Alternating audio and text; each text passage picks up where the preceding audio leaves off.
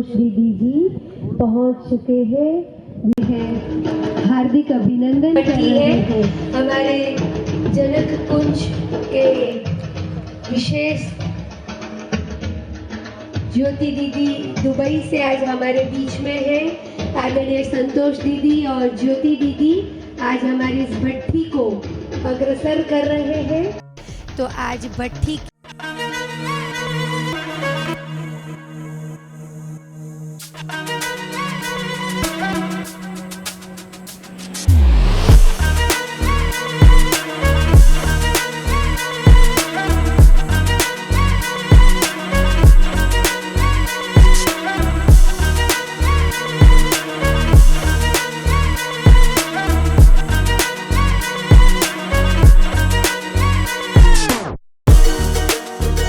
मणिनगर सब जोन की कमेटी की अन्य दीदियां, आदरणीय कैलाश दीदी, आदरणीय अमर दीदी, आदरणीय उषा दीदी सभी हमारे साथ हैं। नेहा दीदी हमारे मणिनगर सब जोन का नेतृत्व करते हैं। भगवती दीदी, विजया दीदी और भारती दीदी भी थोड़ी देरों में हमारे बीच में पहुंचेंगे। आज बाबा की ये बगिया के गुलदस्ते के फूल, ये फूल यहाँ जिन इंद्रप्रस्थ की बाबा की बगिया के हैं। आज हम अपने आप को संपूर्ण बनाने के लिए, परिपक्व करने के लिए संगठन में एकत्रित हुए हैं। आप सभी का हार्दिक दिल से स्वागत करने के लिए मैं आदरणीय नंदा बहन जी से अनुरोध करती हूँ। नंदा बहन पिछले 1.5 वर्ष से इस इंद्रप्रस्थ की भूमि को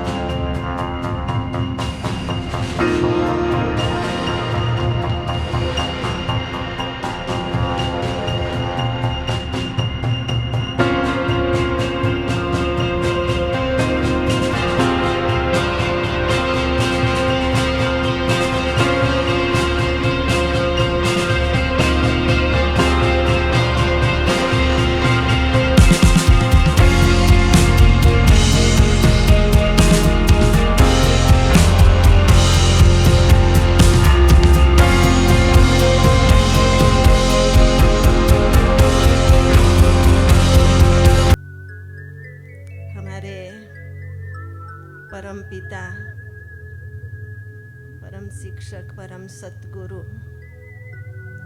विशेष आज के दिन याद आ रहा है कि वो बाबा हमारी बहुत बहुत बहुत मीठी माँ भी है। इसलिए कि आज के दिन बहुत बहुत बहुत ज़ोर से ठंडी पड़ने वाली थी, ऐसा न्यूज़ हवामान की तरफ से था कि 2 दिन बहुत हवा तेज से चलेगी। तो कई भाई बहनें सोचते थे और भी खुली जगह में तो कितनी ठंडी होगी, परंतु माँ जो होती है ना, वो बहुत ठंडी पड़ती है तो ऐसे गोदी में छिपा लेती है कि उसको ठंडी का रिंचक मात्र भी इफेक्ट नहीं आता है। तो शिव बाबा हमारी माँ है और उसने अपनी गोदी में प्रकृति की चादर उड़ा करके ऐसे हम सबको यहाँ बिठा दिया कि ठंडी की जरा भी असर नहीं हो रही है। नहीं तो यहाँ ऐसे खुले रहना पॉसिबल नहीं होता है, बहुत लोग सोचते थे। परंतु बाबा पर विश्वास रखो, सर्वसम्मत से बाबा हमें कैसे प्रोटेक्ट करते हैं, ऐसे हमारे प्यारे शिव बाबा, ब्रह्मा बाबा, बाप दादा। और विशेष आज मुझे संतोष दीदी हमारे इंटरनेशनल हेडक्वार्टर के एडिशनल चीफ के रूप में विशेष दिखाई देते हैं, इसलिए कि जो हमारा बहुत काल से जनवरी मास में संगठित रूप में भट्ठी करने के संस्कार बन गए हैं। बहुत काल इसलिए कहती हूँ, कई वर्षों से हम लोग ये भट्ठी करते हैं, पर दीदी एडिशनल चीफ के रूप में मुझे इसलिए दिखाई देती है कि एक बार हमारी भट्ठी के अंदर गुलजार दादी आए थे, जबकि वो भी बड़ी दादी के साथ एडिशनल चीफ के रूप में थे। तो वो याद दिलाने के लिए संतोष दीदी आज उसी रूप में हमारे सामने है। ये बहुत बड़ा सौभाग्य है कि इंटरनेशनल हेडक्वार्टर की एडिशनल चीफ हमें भट्ठी कराने के लिए आवे, ये कोई कम बात नहीं है, बहुत बड़े भाग्य की बात है। और आज जहाँ हम इकट्ठे हुए हैं वो बीज कुछ साल पहले पड़ा था और आज उसका प्रत्यक्ष रूप हम देख रहे हैं कि अपने ही स्थान पर हम संगठित रूप में योग तपस्या करने के लिए इकट्ठे हुए हैं। बाबा के 2 शब्द हमेशा याद रखना है, अचानक एवर रेडी, और कभी भी कुछ भी हो सकता है। और साथ साथ मम्मा के जो शब्द है वो भी अभी समय प्रमाण बार बार स्मृति में आता है कि हर घड़ी अंतिम घड़ी समझो। गुजरात जोन के अंदर सबसे बड़ा सब जोन 100 सेंटर के भाई बहने हमेशा इकट्ठे होते हैं और बहुत सुंदर संकल्प लेकर के पुरुषार्थ का पूरे वर्ष के लिए मिल जाता है, बैटरी चार्ज हो जाती है। यही उद्देश्य है कि कम से कम साल में एक बार तो हमें आपस में मिलना ही चाहिए। आप लोगों को मालूम होगा कि हर ज्ञाति वाले, समाज वाले अपने अपने समाज के अंदर न्यू ईयर पर अपना गैदरिंग करते हैं। तो ये भी हमारा बहुत बड़ा न्यू ईयर का गैदरिंग भी हो जाता है। भट्ठी से आगे के पुरुषार्थ की लाइन भी, गाइडलाइन भी हमको मिल जाती है और बहुत अच्छी तरह से आगे का पुरुषार्थ कर सकते हैं। तो इन सभी बातों को लेकर के ये भट्ठी का आयोजन किया जाता है और बाबा हमको हर प्रकार से इतनी हेल्प करता है कि भले हमने अलग अलग स्थान पर भी भट्ठी की, परंतु वहाँ पर भी हर प्रकार से सुविधा सहयोग सब मिलता रहा। पर आखिर वो दिन भी आ गया जब हमको कहाँ भी जाने की ज़रूरत अभी नहीं रहेगी, कहाँ रास्ता पूछने की ज़रूरत नहीं रहेगी। सीधा ही हम अपने ही स्थान पर, जहाँ रेडीमेड बहुत सारी सुविधाएं हमको मिल रही है, मिलती रहेगी और भी आगे, ऐसे स्थान पर हम आकर के पहुँचे हैं। उसके लिए मुकेश भाई तो हमें याद आते हैं, परंतु आज मुझे हसमुख भाई की भी याद आ रही है, जो कि हमारे गुजरात के फाउंडर थे। पुराने भाई बहन उसको पहचानते थे। उनकी याद मुझे इसलिए आती है कि हसमुख भाई का नेचर था, छोटे से छोटा काम हो या बड़े से बड़ा प्रोग्राम हो, पर वो हमेशा ही हमारे साथ रहते थे। कभी उसने छोटी सेवा को छोटा नहीं समझा था और बड़ी सेवा में अपने को बड़ा नहीं समझा था। बिल्कुल सिंपल, और हर सेवा बाबा की सेवा। मुकेश भाई भी हमारे इसी नेचर के हैं। अभी तक कभी नहीं, परंतु आज मुझे वो भी स्मृति आ रही है कि वो भी कैसे हमको हर प्रकार से मदद करते थे। सभी भाई बहनें बहुत अच्छी तरह से हमको सकाश देने के लिए मंच पर उपस्थित है। भट्ठी का उद्देश्य यही होता है कि बड़ों की दृष्टि सदा हमारे ऊपर रहे और नज़र से निहाल हम होते रहे। इसी उद्देश्य के साथ ये भट्ठी का आयोजन किया है। उसका लाभ भट्ठी के एंड तक हम लेते रहेंगे, इसी शुभ भावना के साथ। ओम शांति। बहुत बहुत धन्यवाद उषा दीदी। आत्मा की ज्योति आज जगाने का दिन है, तो उसका प्रतीक हम दीप प्रगटा करके महाज्योति को इस सभा में आह्वान करेंगे। आदरणीय बाप दादा और दीदियाँ दादियाँ सभी मिल करके आज के इस भट्ठी का विधिवत उद्घाटन करेंगे। हम सभी शिव बाबा को परमधाम से नीचे आमंत्रित करते हैं। सूक्ष्म वतन से बाबा, मम्मा, दादी प्रकाश मणि, दादी जानकी, बाबा का रथ गुलजार दादी, मधुबन से डॉक्टर निरंजन भाई, आप भी आएंगे।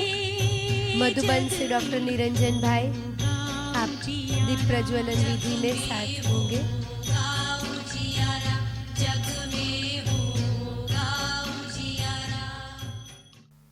ओम शांति। इस पुरुषोत्तम संगम युग पर मैं अकेला नहीं आता हूँ, मैं बच्चों सहित इस सृष्टि के ऊपर आता हूँ। मेरा बाप इस ड्रामा का डायरेक्टर, ऐसा कोई भी बाप नहीं होगा, व्यक्ति नहीं होगा जो अपने बच्चों का कल्याण होवे ऐसा ड्रामा में उसको पार्ट देगा। हमारा बाप कल्याणकारी है, सर्वशक्तिवान है। मेरा कभी भी अकल्याण हो नहीं सकता। जितना हमारा स्व के ऊपर निश्चय रहेगा कि मैं वही कल्प पहले वाली विजयी आत्मा हूं, उतना उतना हमारी स्थिति पावरफुल बनेगी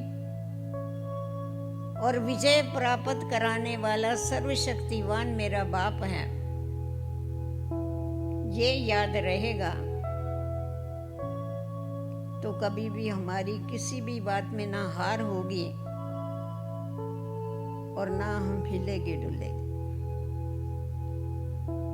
इसीलिए बाबा इसलिए कहता ये दूसरी बिंदी परमात्मा की लगाओ, बाप की लगाओ, और तीसरी बिंदी जो है वो है ड्रामा। जो भी कुछ होता है वो ड्रामा प्लान अनुसार होता है, नथिंग न्यू, कुछ भी नया नहीं है, सब रिपीट हो रहा है। और ये ड्रामा कल्याणकारी है, हमारा बाबा कल्याणकारी है, और मैं आत्मा विश्व कल्याणकारी। मेरा कल्याण कहाँ हूँ? आज कोई भी ऐसा वैसा सरकमटेंस आता है, समझो दुख का कोई ऐसा सीन आया, कोई आपके ऊपर बड़ी परीक्षा आई है, उस समय आप शिव बाबा करेंगे तो बाबा याद नहीं आएगा आपको। परंतु उस समय अगर आपको ये याद आ जाएगा कि ये नया तो हुआ ही नहीं है, ये तो हर कल्प होता है। जिस समय आपको ड्रामा याद आ गया तो फुल स्टॉप लग जाएगा अंदर। नया नहीं है तो है ही पुराना, तो उसमें चिल्लाने की क्या जरूरत है? दुख की घड़ी पर ड्रामा याद आता है तो ड्रामा दुख करता है और शिव बाबा सुख करता है। ड्रामा को याद करने से आपका दुख दूर हो जाएगा, शिव बाबा को याद करने से आपको सुख मिलेगा। परंतु आप सिर्फ शिव बाबा करेंगे तो आपका दुख दूर नहीं होने वाला। इसीलिए बाबा कहता है 1 और 2 बिंदी नहीं लगाओ, 3 बिंदी लगाओ। ड्रामा को भी हमेशा पक्का रखो। ये जो वर्ल्ड ड्रामा है ये एक्यूरेट घूमता है, इसमें करेक्शन भी नहीं होगी, इसमें एडिशन भी नहीं होगी। शुरू में जब मम्मा ने शरीर छोड़ा, बहुत थोड़े बच्चे थे, सबको यही लगता था कि अंत तक हम मम्मा और बाबा के साथ महाविनाश की सीन देखेंगे, अंत तक हम साथ में रहेंगे। और अचानक मम्मा का जाना हुआ तो बाबा के पास मिलने को जाते थे बच्चे। तो एक दिन ऐसा ही बाबा की कुटिया है, उस बगीचे में बाबा टहल रहे थे। अपनी एक अनन्या दादी थी, अभी दादी कहते, उस समय हम दादी नहीं कहते थे, बहन कहते थे।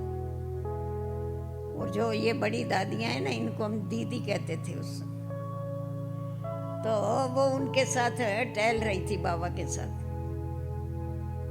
तो उसके मन में बहुत ये था कि मम्मा कैसे चली गई। तो बाबा को कहा, बाबा ड्रामा में कोई सीन नहीं होनी चाहिए। बाबा को तो मालूम है ये क्यों बोलती है कोई सीन नहीं होनी चाहिए। बाबा ने कहा, बच्ची ड्रामा बहुत एक्यूरेट बना हुआ है, उसको करेक्शन देने की और उसमें एडिशन करने की जरूरत नहीं। सिर्फ ड्रामा के पट्टे पर चलने की आवश्यकता।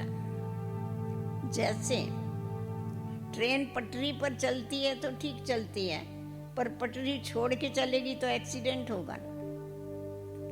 तो उसी प्रकार जब भी हमें ड्रामा भूल जाता है तभी एक्सीडेंट होता है। एक्सीडेंट होना माना क्या हो?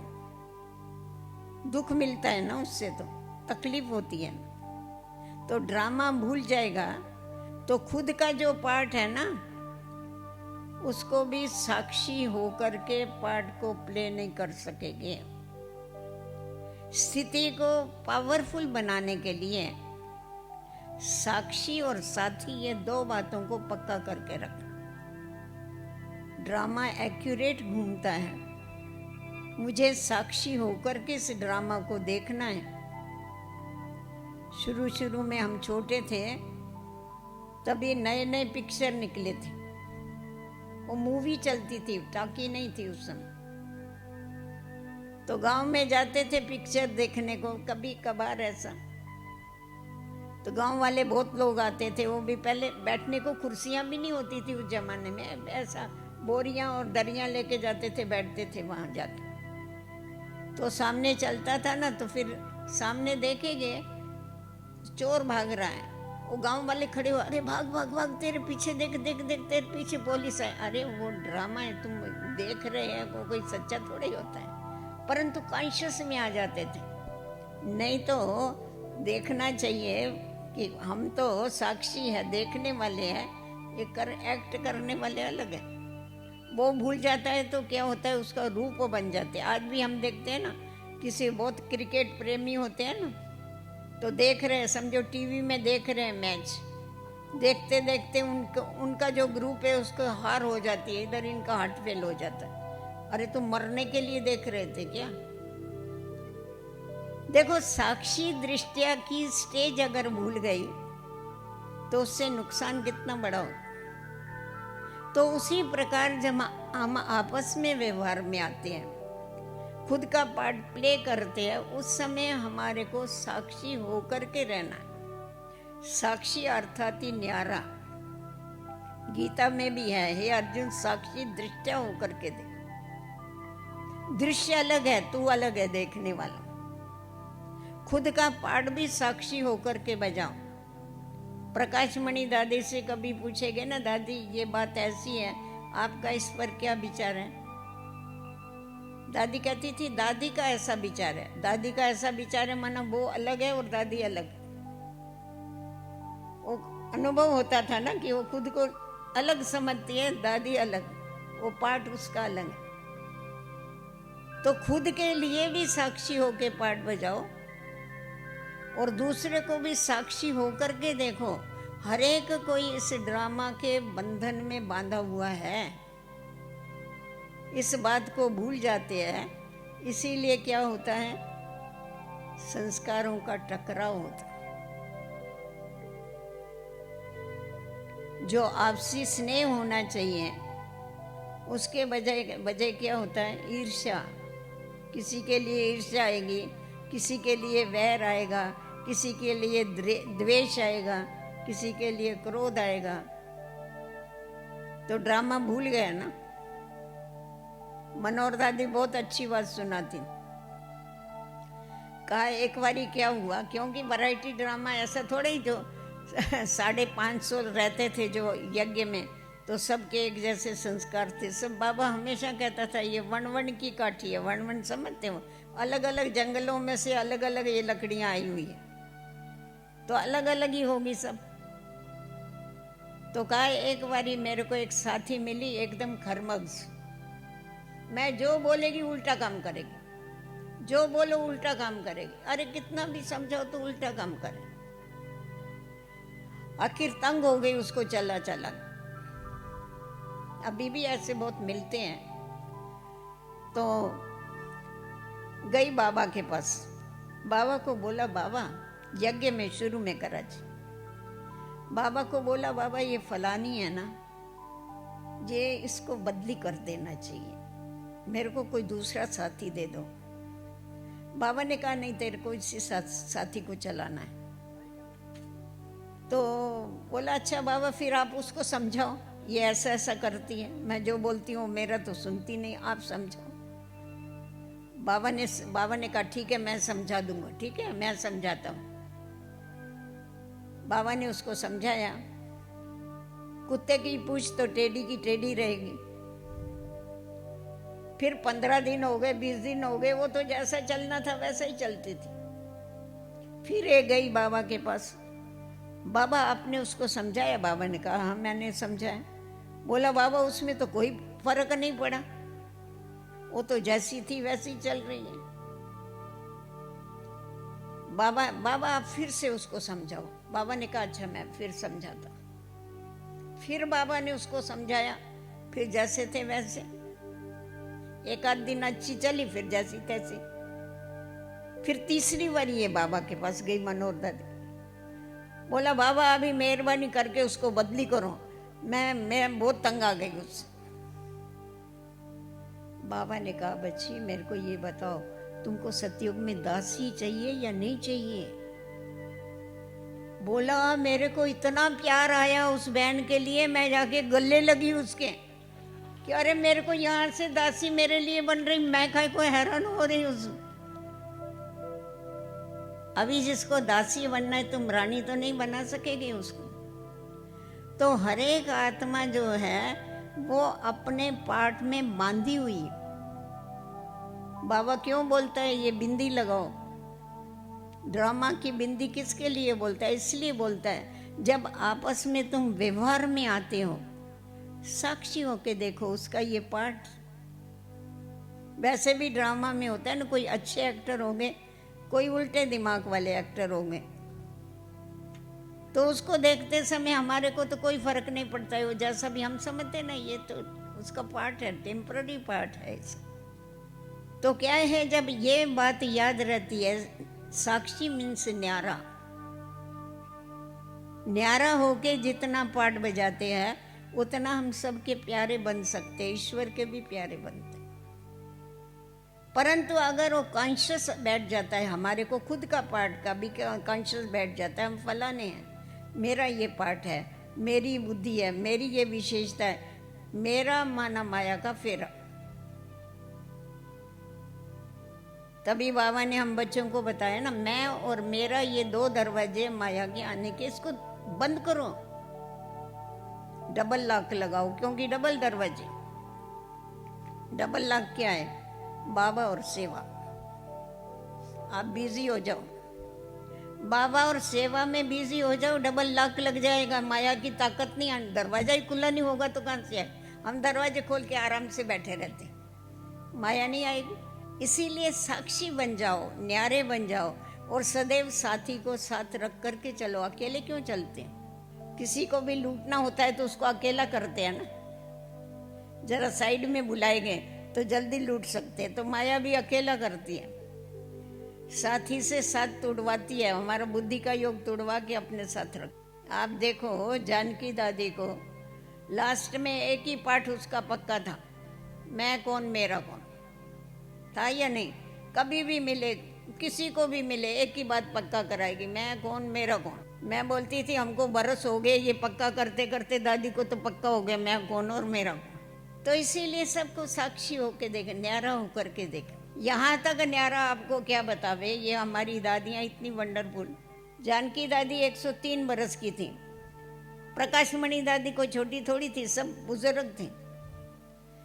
कोई बुढ़ी आएगी ना दादी के सामने, बोले ये बेचारी बहुत बुढ़ी हो गई, हमारे को हंसी आती थी। हम बोले ये दादी आपसे भी ज्यादा बुढ़ी हो गई क्या? हाँ, उसको ये याद नहीं होता था मैं बुढ़ी हूँ, वो बोले ये बेचारी बहुत बुढ़ी हो गई, हाँ कितनी बुढ़ी हो गई है ये। और वो तो उससे 10-20 बरस छोटी होगी। मतलब इतनी ये साक्षीपन की ये न्यारा बाबा ने बच्चा बना दी। आयु का भी कॉन्शियस नहीं, बुद्धि का अहंकार नहीं, शरीर का भान नहीं, ये है साक्षी स्थिति। सब कुछ करते हुए भी न्यारा, अपना पार्ट प्ले करते हुए न्यारा, दूसरों का पार्ट देखते हुए भी न्यारा। जो हो रहा है बहुत अच्छा हो रहा है, जो होने वाला है वो भी अच्छा होगा, जो होगा उससे भी अच्छा होगा, जाने दो, होने दो।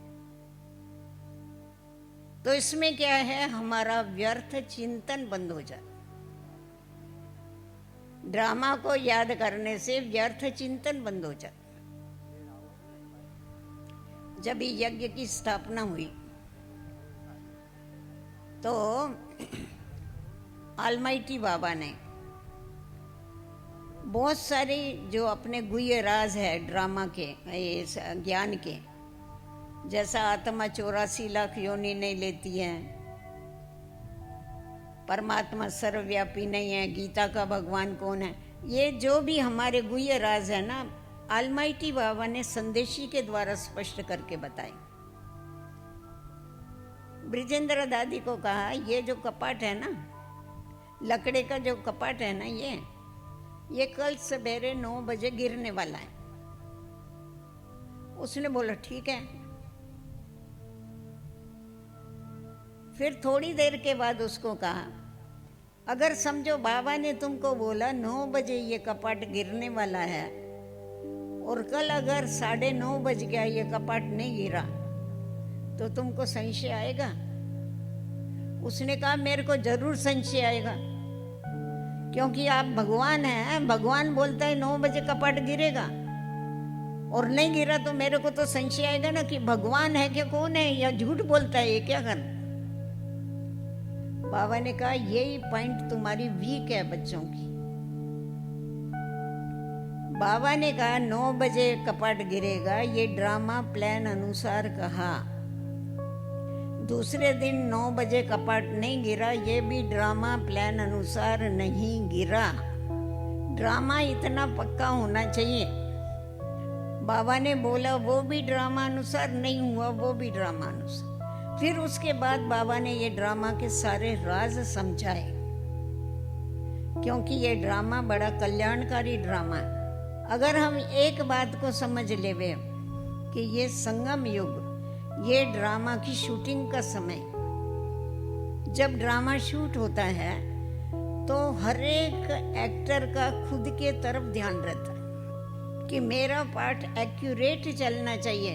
वो दूसरे को कभी नहीं देखेगा, दूसरे को देखेगा तो उसका भी पार्ट क्या हो जाएगा, खराब हो जाएगा। वो खुद को देखेगा।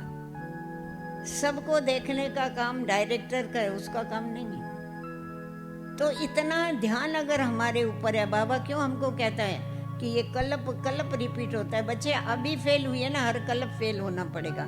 ये क्यों कहता है, हमारा इतना अटेंशन रहे अपने ऊपर कि अभी ये शूट हो रहा ड्रामा। अभी अगर हम फेल हुए तो कलप हुए, इसीलिए हमको फेल नहीं हो। तो ये ड्रामा है बड़ा कल्याणकारी, परंतु इसको समझ करके चलना।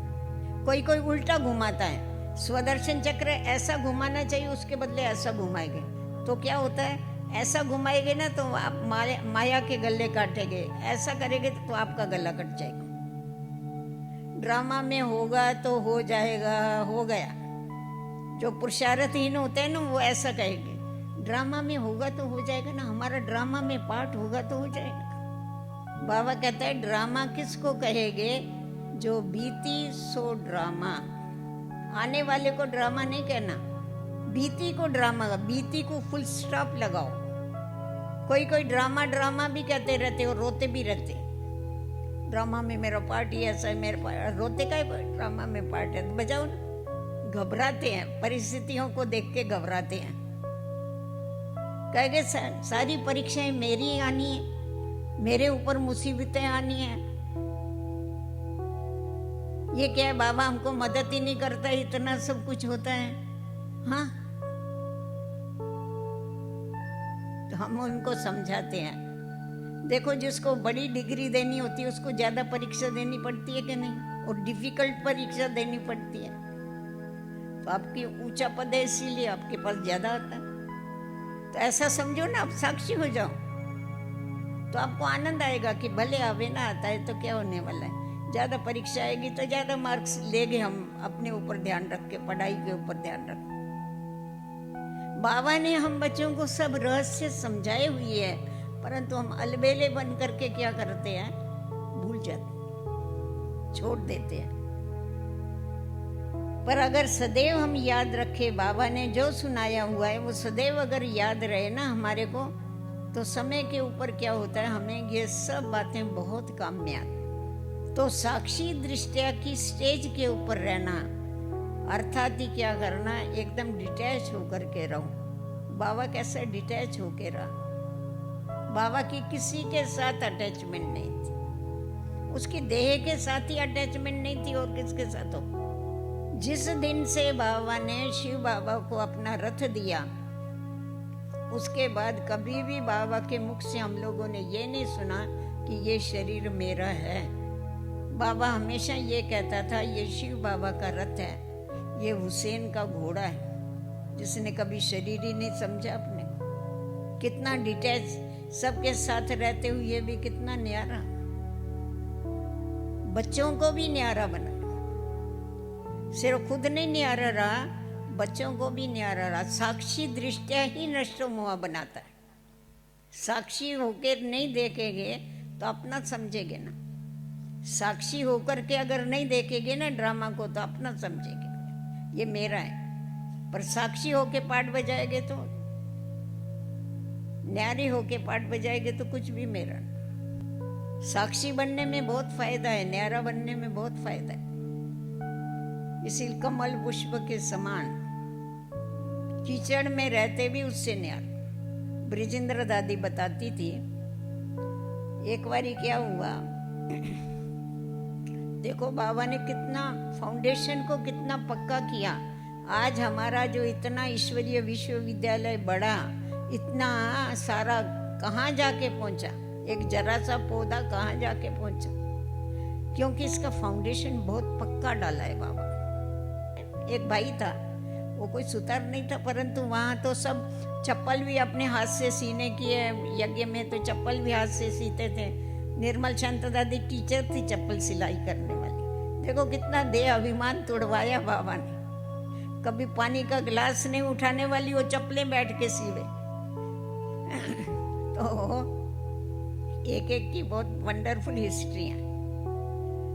तो क्या हुआ, वो जो ये था सुता वाड़ा था, वो काम कर रहा था कुछ, कारपेंटर तो वो काम कर रहा था कुछ। तो एक छोटा बच्चा था, उसको घड़ी घड़ी बड़ा डिस्टर्ब कर रहा था। तो ये उसको चुप करा, उसको भगा रहा था, जाओ भागो यहाँ से, डिस्टर्ब नहीं कर। फिर भी आता था आके कुछ न कुछ, कभी उसकी चीज उठा लेता। बच्चे जैसे चंचल होते, बड़ा चंचल था। तो इस भाई ने क्या किया, वो बहुत डिस्टर्ब करता था, तो उसने एक थप्पड़ लगा दिया उसको। थप्पड़ लगा दिया, ये ले लड़का देखो रोते रोते सीधा बाबा के पास चला गया। बाबा को बोला, बाबा मेरे को ना फलाने भाई ने थप्पड़ मारी। बाबा ने कहा, तेरे को थप्पड़ मारी फलाने भाई ने? अरे बाप जिंदा बैठा है, वो कैसा के थप्पड़ मार सकता भाई भाई को? बाबा ने उसी समय इमरजेंसी बेल बजवाई। इमरजेंसी बेल जब भी बहुत कुछ होता था तो इमरजेंसी बेल बजाते थे। तो कोई जहां भी काम करते होंगे, वो सब हाथ का काम छोड़ के उनको सभी को आने का है, हाल में इकट्ठा होने का। सब के सब काम छोड़ करके आ गए और बाबा उस बच्चे को लेके आया हाथ पकड़ के, और रो रहा था। बाबा ने कहा, बेटा रो नहीं बच्चों, क्या हुआ बताओ? बोला, बाबा मेरे को इस भाई ने मारा, एक थप्पड़ मारी थी सिर्फ, इसने मेरे को मारा। बाबा ने कहा, तुमने मारा? बोला, हाँ बाबा मारा, मेरे से भूल हो गई, मारा मैंने, ये बहुत हैरान कर रहा। बाबा ने कहा, क्यों मारा? तुम कायदा क्यों अपने हाथ में उठाए? अभी बात क्या थी, वो जो बच्चा था ना, वो उसका लौकिक बच्चा था। बाबा ने कहा, देखो तुमने इसको अपना बच्चा समझा, इसीलिए तुमने इसके ऊपर हाथ उठाया। अगर यही कोई दूसरा बच्चा मस्ती करता था, तुम उसको थप्पड़ मारता था? देखो बाबा कैसा सिखाता था। तो तुम्हारी इसके साथ अटैचमेंट थी ना, इसलिए तुमने उसको थप्पड़ लगा दिया। बाबा सबको सिखाने के लिए उसको बीच में लाए कि तुम साथ में रहो, परंतु मर गए ना तुम, तो पुरानी दुनिया से मर गए, पुराने संबंधों से मर गए। फिर तुम्हारा सूक्ष्म में देखो कैसा मेरापन रहा, इसीलिए तुम्हारे को अधिकार लगा, तुमने उसको थप्पड़ लगा। अभी उस छोटे बच्चे को तो कुछ नहीं समझा होगा, पर औरों को समझ में आया ना कि बाबा क्या सिखा रहा हूं। बाबा ने इतना बच्चों को न्यारा बनना सिखाया, डिटैच। किसी के साथ भी तुम्हारी अटैचमेंट नहीं होनी चाहिए, चाहे लौकिक चाहे अलौकिक। किसी के ऐसा नहीं, लौकिक छोड़ के आए तो अलौकिक में फंस गए, फायदा क्या हुआ उसको? और ही वो तो लोहे की जंजीरें, सोने की जंजीरें जो कटे ही नहीं कभी। बाबा डिटैच करता है, इन सब बातों से डिटैच करता। बाबा ने सिर्फ ज्ञान नहीं दिया, बाबा ने कर्म करके सीखा। बाबा ने घर बार नहीं छोड़ा, और ये घर बार बसाए, उसने कहाँ छोड़ा? सब तो रहे पड़े थे। और ये बच्चों को छोड़ा नहीं, बच्चे और ही उसके पास कितने आ गए, बेहद का बाप बन गया, परंतु सबसे डिटैच। हम लोग शुरू में आए, हमको बरसों तक मालूम नहीं था। साथ में दादियाँ रहती थी, कोई किसी की बहनें थी, कोई माँ थी, कोई क्या था, हमको कभी भी मालूम नहीं पड़ा ये इनकी कोई लगती। तो ऐसा बाबा ने न से, हम तो यही सीखा उन लोगों से कि कैसा साथ में रहते हुए भी हम डिटैच रहे सबके। हमारे को जब हम कहते हैं कि बाबा ही हमारा संसार, जब संसार ही बाबा है तो दूसरे फिर काहे को आए? सब क्या बोलते हैं हमेशा, ऐसा ही कहते हैं ना कि बाबा ही हमारा संसार है। एक बाबा दूसरा नहीं, कोई मंत्र बोलते हो ना, ऐसा तो नहीं बोलते एक बाबा और भी कोई। हाँ,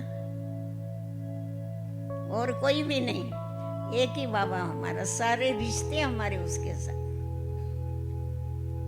बाबा घर बार नहीं छुड़ाता है, परंतु बाबा अटैचमेंट जरूर छुड़ाता है, डिटैच करता है, सबसे डिटैच करता है, खुद के पार्ट से भी डिटैच करता है। साक्षी होके अपना पार्ट बजाओ तो कभी भी अभिमान नहीं आएगा, तुम न्यारा होकर के पार्ट बजाओ। औरों को भी न्यारा देखो, उनको भी डिटैच होके देखो। तो किसी की अच्छाई होगी तो अच्छाई लेने की हमेशा ध्यान में रहेगा, किसी में बुराई होगी तो उसमें तुम्हारी बुद्धि नहीं जाएगी। समझे कि हर एक का अपना अपना पार्ट है बचाने। डिस्टर्ब नहीं होगे, डिस्टर्ब करो भी नहीं, डिस्टर्ब हो भी नहीं, आगे बढ़ते जाओ, मंजिल तक पहुंच जाओ, बाबा का यही कहना। तो साक्षी दृष्टया माना ही एकदम ऊंची स्टेज। ब्रह्मा बाबा को देखा ना, हम कितना साक्षी था, इतना साक्षी बन गया था। लास्ट में तो हमने देखा बाबा पहले तो फिर भी बैठ करके सर्विस समाचार वगैरह सुनते थे, पर जैसे जैसे बाबा कर्मातीत अवस्था के नजदीक गया ना, एकदम उपराम, साक्षी माना ही उपराम, जैसा ऊपर ही रहता था, नीचे आता ही नहीं। बोलेगे तो भी जैसा सुन ही नहीं रहा, सुनते हुए भी नहीं सुन रहा। बाबा कहते हैं ऐसी प्रैक्टिस करो, क्योंकि हम सभी को भी अपनी उस स्टेज को प्राप्त करना है, बाप को फॉलो करना है। तो इस स्थिति में बहुत आनंद है। ये बहुत ऊंची स्थिति है जो देह में होते हुए भी देह से न्यारी बना देती, डिटैच कर देती, देह की दुनिया से न्यारी बना देती। आप समझेंगे प्रवृत्ति में रह के ऐसा कैसा हो सकता है? सब कुछ हो सकता है। अगर बाबा कर सकता है तो उसके बच्चे भी कर सकते हैं। आज किसी को भी पूछेंगे तुम राम सीता बनेंगे, कोई भी बनना नहीं चाहेगा। सबको बनना लक्ष्मी नारायण है, परंतु चलना अपने हिसाब से। चलेगा वो? नहीं चलेगा। जब बनना हमको फर्स्ट नंबर की बादशाही चाहिए तो फर्स्ट नंबर जैसा बनना पड़ेगा। बाबा ने देखो उस दिन कितना बच्चों को चढ़ाया एकदम ऊपर। तुम्हारा सब जगह पर कितना ऊंचा स्थान। अनादि भी देखेंगे तो बाबा के नजदीक है। निराकारी झाड़ देखो, शिव बाबा के नजदीक कौन सी आत्मा है? आदि सनातन देवी देवता धर्म की आत्मा। फिर सृष्टि के आदि में आ जाओ, वहां भी श्री कृष्ण के साथ कौन है? हम आत्मा ही हैं। फिर मध्य में आ जाओ, देखो तुम्हारा कितना पूजन और गायन है, कितना मर्तबा है। और अंत में तो भगवान के साथ तुम्हारा पाठ है। चारों स्थानों पर देखो कितनी ऊंचाई है। अगर ये ऊंचाई याद रखो तो कभी नीचे उतरेगा ही नहीं। प्रवृत्ति में रहते हुए भी न्यारा, मेरा नहीं। अरे प्रवृत्ति वालों को तो कितना प्यार करता है बाबा, क्योंकि ये इम्पॉसिबल बात आप लोगों ने पॉसिबल करके बताई है। बाबा की शक्ति से पॉसिबल किया, नहीं तो ऋषि मुनि सब, हाँ साधु सन्यासी, अरे प्रवृत्ति में रह के, साथ में रह के कोई पवित्र नहीं रह सकते। आज देखो कितने हजारों करोड़ों बच्चे बाबा के प्रवृत्ति में रहते हुए न्यारे रहते। बजाओ अपने लिए ताली, क्यों नहीं बजाते? हाँ, इम्पॉसिबल पॉसिबल किया है ना। तो जैसा इस बात को पॉसिबल किया, इसको भी करो। कौन सी बड़ी बात? पवित्रता का अर्थ ही क्या है? सिर्फ एक विकार की बात नहीं है, टोटल। बाबा ने ऐसा कहा कि हम मोह रखेंगे तो चलेगा। बाबा ने यहाँ तक प्रवृत्ति वालों को कहा कि प्रवृत्ति में रह के अगर तुम्हारी बुद्धि, तुम अगर बुद्धि से सरेंडर है, बाबा के अर्पण है तुम, तो बाबा की गारंटी है तुम कभी भूख नहीं मरेगे। तुम तो नहीं मरेगे, तुम्हारे बच्चे भी भूख नहीं मरेंगे। याद नहीं है आप लोगों को बाबा की वाणी? ऐसा कोई होगा दुनिया में बाप जो ऐसी गारंटी उठाएगा? परंतु तुम्हारी बुद्धि पूरी बाबा के ऊपर अर्पण होनी चाहिए, जीवन अर्पण, साथ में रहते हुए भी डिटैच, पाठ बजाते हुए भी उससे डिटैच। ठीक है, ओम शांति।